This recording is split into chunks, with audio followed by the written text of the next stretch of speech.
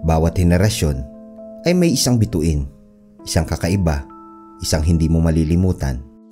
Isang babaeng may kakaibang karisma, may boses na kayang punitin ang katahimikan at istilong sinasambat kinakatakutan. Si Lady Gaga, isang pop culture phenomenon na sumabog noong 2008. Sa unang tingin, isa lamang siyang makabago at malikhaing alagad ng sining. Ngunit sa likod ng makukulay na kasuotan at theatrical na galaw, may mga bagay na tila hindi basta sining lang. Bakit ang kanyang mga music video ay punong-puno ng okultong simbolismo? Bakit parang hindi lang performance ang kanyang mga galaw, kundi ritual na may kahulugan? Sa video ng Bad Romance, makikita ang mga imahe ng pagkasunog, pagsuko, at pagkabuhay na muli. Ang kanyang karakter ay parang isinilang muli, hindi bilang ordinaryong tao, kundi bilang isang nilalang na kontrolado na ng isang mas mataas na kapangyarihan. Ito ba'y art lang o paalala sa sinasabing kasunduan sa likod ng kanyang tagumpay? I swear to Lucifer, I'm not lying. I swear to Lucifer, I'm not lying. Ayon sa mga conspiracy theorist, si Lady Gaga raw ay hindi lamang basta entertainer, kundi isang pinunong alagad ng lihim na kulto. Isang puppet daw ng Illuminati na ginamit ang sining hindi lamang para sa musika, kundi para sa mind control at symbolic initiation rituals. Ito bang kanyang tagumpay ay bunga ng talento o bunga ng pagsuko ng kanyang kaluluwa? Lady Gaga, ang mother of monster ng musika o ang babaeng ginising ng dilim? Bago siya naging Lady Gaga na nakilala ng buong mundo, siya muna si Stephanie Joan Angelina Germanotta, isang batang ipinanganak sa New York. Galing sa pamilyang konserbatibo, lumaking Katoliko. Bata pa lang, kapansin-pansin ang kanyang talento sa musika. Sa edad na 4, tumutugtog na siya ng piano at sa edad na 14, nagsusulat na siya ng sariling kanta. Ambisyosa, palaban at may pangarap na malaki. Pero hindi agad naging madali ang lahat. Tinanggihan siya ng ilang record labels. Tinawag siyang masyadong weird, hindi markable. Hanggang sa dumating ang taong 2008 at isang kanta ang bumago sa lahat. Yan ay ang Just Dance. Ang kanta na nagtulak kay Lady Gaga papunta sa tuktok. Isang bagong tunog, isang bagong mukha ng pop, at kasabay nito, isang bagong pagkatao. Sa bawat kanta, sa bawat performance, unti-unting nawala si Stephanie at ipinanganak si Gaga. Hindi na siya basta performer, kundi isang karakter. Pero hindi lamang siya basta karakter, kundi tila isang nilalang na nagbago. Mula sa simple, naging theatrical. Mula sa natural, naging makapangyarihan. At minsan, nakakatakot. Ang kanyang musika ay nag-evolve, pero kasabay nito ang mga imahe ng kadiliman. Mga lyrics na puno ng simbolismo, mga performance na para bang may mensahe sa likod ng musika. Ang tanong, sining ba ito o pagpapakilala sa isang panibagong paniniwala, isang bagong uri ng pagsamba? Sa mundo ng musika, normal na ang kakaiba. Pero si Lady Gaga, hindi lang basta kakaiba. Ang kanyang imahe ay puno ng misteryo, simbolo, at mga imahe na tila may mas malalim na kahulugan. Isa sa pinakamadalas na lumalabas sa kanyang video ay ang simbolong all-seeing eye, isang simbolo na madalas na inuugnay sa Illuminati, sa mga lihim na samahang may kontrol umano sa mundo ng politika at ng sining. Sa Alejandro, ipinapakita ang mga sundalong tila walang kaluluwa, ang mga eksenang puno ng relihiyosong imahe. Pero baluktot, ginagamit ang krus, ang rosaryo, ngunit para sa anong layunin? Pangalan o paglapastangan? Sa Bad Romance, isang eksenang tumatak. Si Gaga, isinilang muli mula sa puting kapsula, hubad, walang malay, at pagkatapos, ginawang biktima ng sistema. Ang ilan, naniniwalang ito raw ay representasyon ng ritual na pagsuko, isang pagkasira ng sarili para ipanganak bilang pag-aari ng mas mataas na kapangyarihan. Checkered board floors, isa sa mga paboritong background ni Gaga. Ngunit sa Freemasonry, ito'y sumisimbolo ng duality, liwanag at dilim, tama at mali, tao at diablo. Bakit ang kanyang sining ay punong-puno ng kahindik-hindik na imahe? Larawan ng kawalan ng kontrol, ng pagkalunod sa kapangyarihan, ng pagtanggap sa kadiliman. Ang kanyang sining ba ay para magpahayag ng damdamin o para magsanay ng isipan? May ilang nagsasabing ito raw ay bahagi ng isang mas malawak na sistema na mass programming. Sa susunod na bahagi, sisilipin natin ang kanyang mga alter ego at kung paano siya mismo ang nagsabing may ibang nilalang sa loob niya. Ang sining ay maaaring maskara at sa kaso ni Lady Gaga ay hindi lang isa ang kanyang suot. Maraming mukha, maraming katauhan, mula sa pop princess hanggang sa lalaking alter ego na si Joe Calderoni. Isang misteryosong persona na minsang umakyat sa entablado sa halip na si Gaga. Pero ang tanong, bakit kailangang hatiin ang kanyang sarili? Bakit tila may ibang nilalang na gustong lumabas? May ibang nasa loob ko. Minsan, parang sinasapian ako. Isang simpleng pahayag ni Gaga o pahiwatig ng isang mas malalim na kontrol.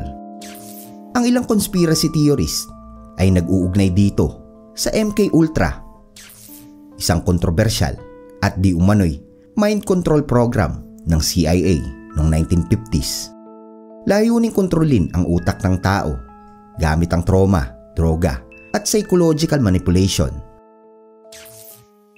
Sa mga teorya ng MK Ultra, isang simbolo ang madalas na lumilitaw, ang monarch butterfly. At oo, ilang beses na rin itong lumitaw sa mundo ni Gaga. Ayon sa mga naniniwala sa monarch programming, ang isang individual ay pinirapiraso ang personalidad tulad ng isang caterpillar na nagiging paru-paro. Ngunit sa prosesong ito, kailangan muna nilang masira. Bilang performer, madalas si Gaga ay nakakulong, nakatali, nakamaskara. Ang mga simbolo ng kawalan ng kontrol o ng sapilitang pagbabago. They told me what to be. Mga linyang tila ordinaryo, pero sa mata ng ilan, ito ay ang paggamit ng pagiging puppet. At sa mga oras na parang wala na siya sa kanyang sarili, ang tanong ng ilan, ito ba ay art o pagkasira ng kanyang pagkatao? Kung ang kanyang katauhan ay pinirapiraso, sino ngayon si Lady Gaga at sino ang tunay na may hawak sa kanya? Sa entablado, nagkakaroon ng buhay ang sining. Ngunit para sa ilan, ang entabladong ginagalawan ni Lady Gaga ay tila isang altar. Noong 2017, sa Super Bowl halftime show na isa sa pinakamalaking stage sa buong mundo, ngunit para sa mga mapanuri, ang performance ay tila may isang mabigat na layunin mula sa paglitaw niya sa langit, pababa sa lupa. Isang simbolikong pagbagsak, katulad ba ito ng pagbagsak ng isang fallen angel? Ang disenyo ng entablado, mga simbolo ng duality, pyramids at occult geometry.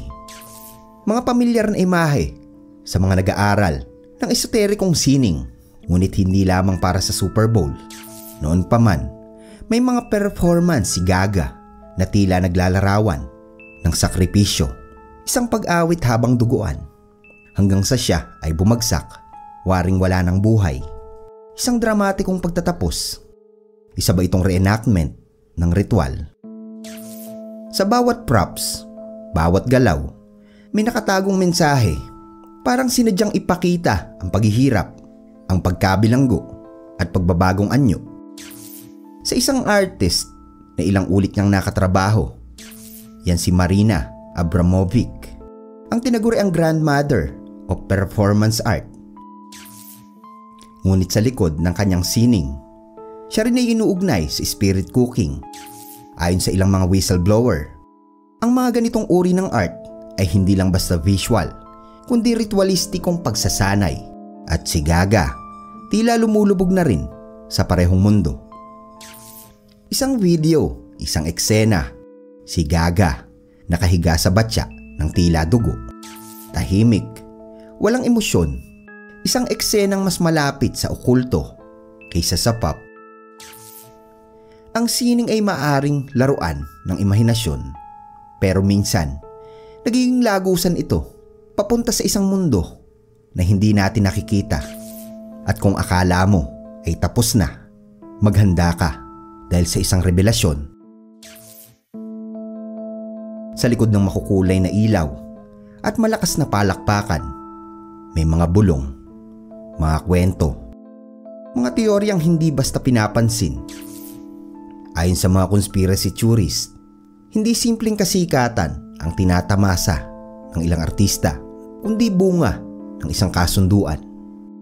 Sabi nila, para makuha ang tunay na kapangyarihan sa industriya, minsan kailangan mong ibenta ang iyong sarili. Biro ba ito o isang lihim na isiniwalat ng hindi sinasadya? May ilan sa paligid ni Gaga na namatay sa misteryosong paraan. Isang fashion designer, isang dancer, isang assistant.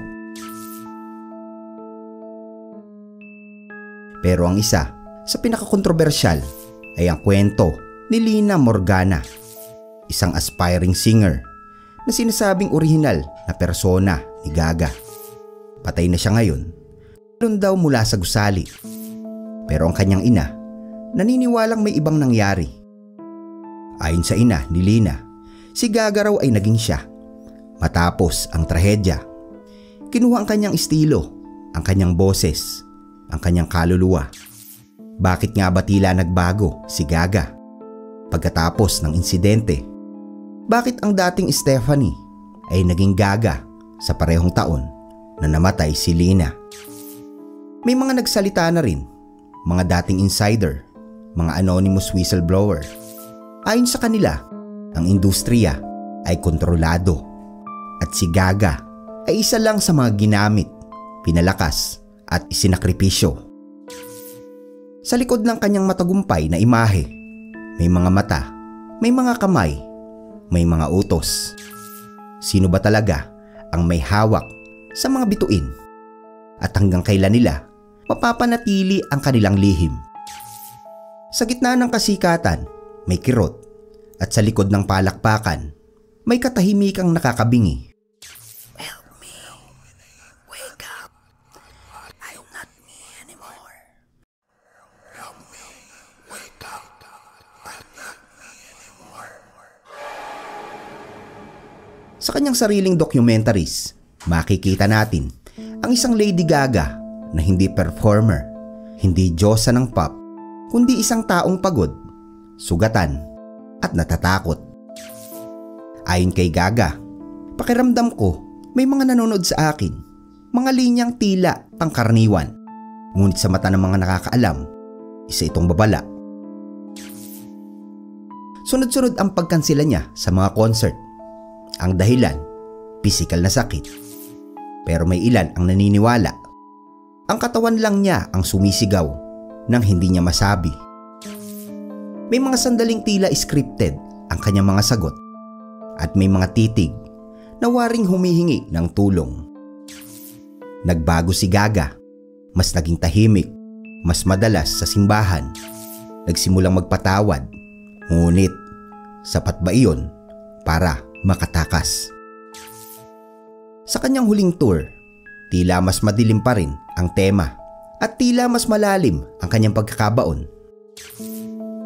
Ang ilan ay naniniwala na hindi siya nakatakas at ang kanyang tinig ay umaalingaw-ngaw na kung sino ang katauhan niya ngayon.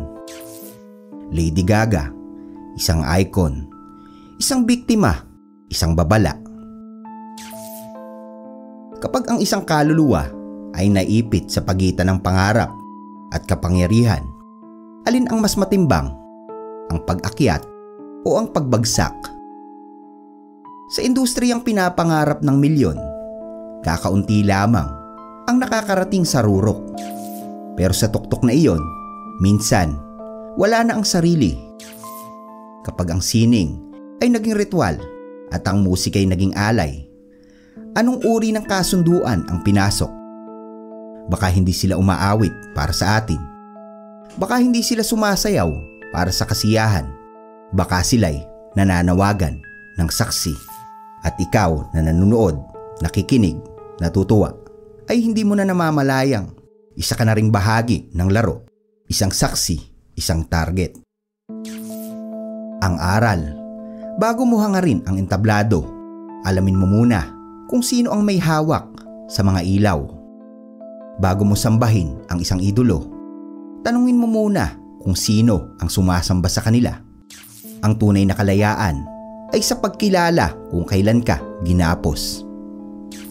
Kaya ikaw ay mag-subscribe ka na hanggat hindi pa huli ang lahat. Subaybayan ang susunod na kwento ng liwanag at dilim.